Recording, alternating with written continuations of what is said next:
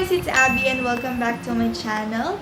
So, it's been a while since I did a makeup tutorial or makeup vlog since hindi naman talaga siya tutorial na super nagtuturo ako na dapat eto, ganito, ganyan yung i-apply mo. More on, sinishare ko lang yung ginagawa kong pag-makeup, yung way ng pag-makeup.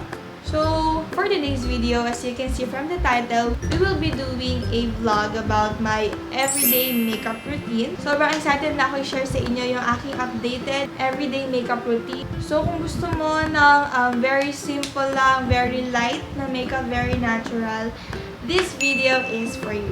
So, if you wanna know how I did this look and how I do my everyday makeup routine, please keep on watching.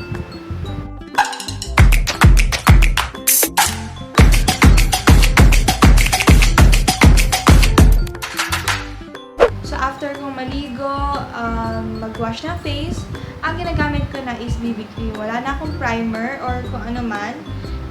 Actually, paubos na to. Super gamit na gamit ito sa akin. So, kukuha lang ako ng ganito. Ayan yung product. Ayan yung product. Dahil sa makeup, natatakpan ng aking mga imperfections. Yeah. Natatakpan ng aking mga pimple marks. Sobrang ganda nitong BB cream na to.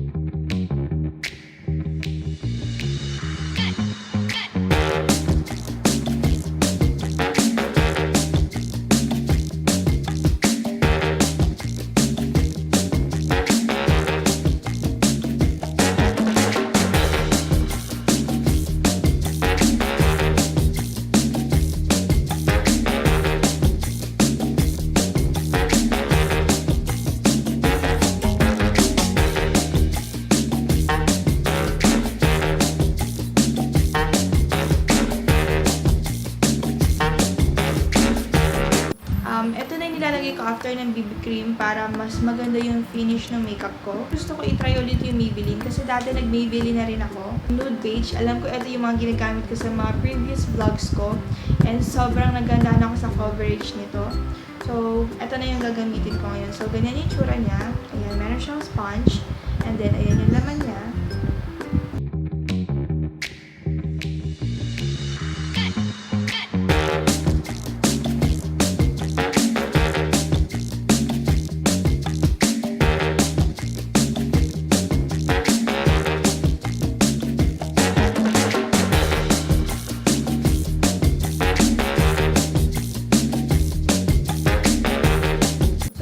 Powder, ang ginagawa ko na agad is yung kilay ko.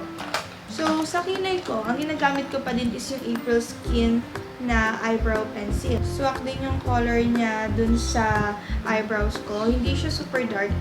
So, first na ginagawa ko is yung binabrush ko muna yung kilay ko para ma-even out yung mga hair. Ang ginagawa ko una is nililinihan ko muna dito sa ilalim. And then, sa taas. Konting fill-in lang sa mga part na wala. And then, ibabrush ko na siya. Para very natural lang yung look niya.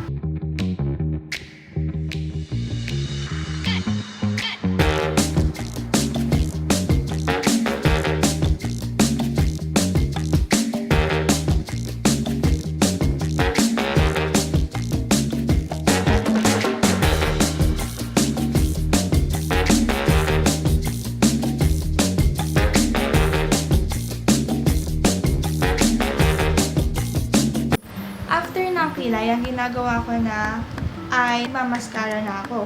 Before ko i-apply yung mascara, nag-eyelash curler muna. So, ginagamit ko mascara is yung L'Oreal mascara. So, ang maganda kasi dito sa L'Oreal na mascara is nakakahaba talaga siya ng lashes.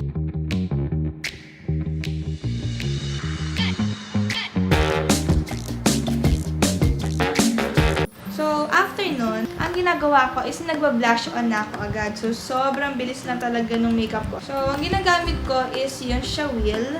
Yung Shawil na nude blush. So, ayan guys. Ito yung ginagamit ko. Pigmented to. So, dahan-dahan lang. Minsan, trip ko nagda-drunk blush ako. Or minsan, dito lang sa cheek area talaga.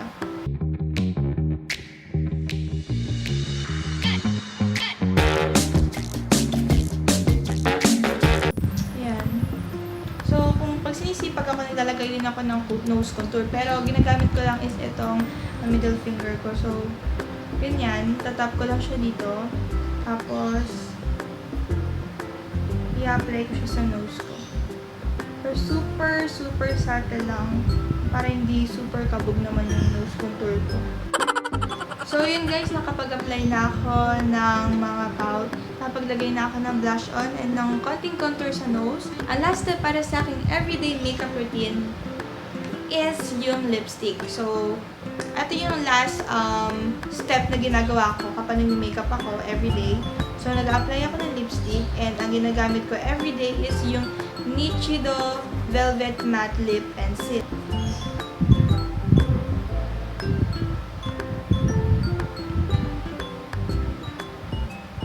So, there you go guys. Ito ang ating final look. Ito ang aking everyday makeup routine. So, super simple lang from BB cream, powder, eyebrow pencil, mascara, blush on, konting contour, and lipstick. Ito na yung aking everyday makeup routine. Sana natuwa kayo sa video na to and nagkaroon kayo ng idea kung paano magkaroon ng natural and super easy na pang everyday makeup. So guys, i-end ko na tong video na to. If you like this video, give this video a thumbs up. If you haven't subscribed to my channel, mag-subscribe na po kayo. Again, thank you so much for watching this video and don't forget to be a beautiful person inside and out. So see you on my next one. Bye! Mwah!